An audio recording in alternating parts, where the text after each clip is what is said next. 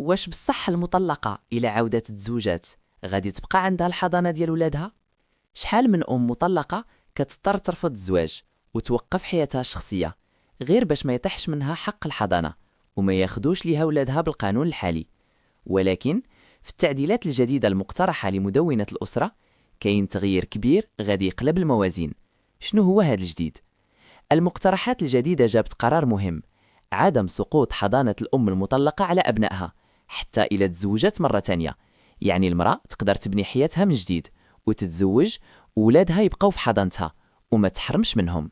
وماشي غير هادشي، حتى حقها في ضمان سكن المحضون كيبقى حاضر حتى من بعد الزواج. ولكن خاصك تعرف السر القانوني. واش هاد الاحتفاظ بالحضانة مطلق 100% وما يقدرش الأب يتدخل؟ لا، القانون كيشوف أولا مصلحة الطفل. إلا قدر الأب يثبت بالدليل القاطع أن الزواج الجديد فيه خطر أو ضرر على المحظون، المحكمة كتدخل وتقدر تراجع قرار الحضانة باش تحمي المصلحة الفضلى للطفل.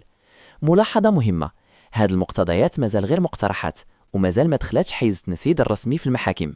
أنا سي المحامي، تابعني باش تعرف لي ليك واللي عليك.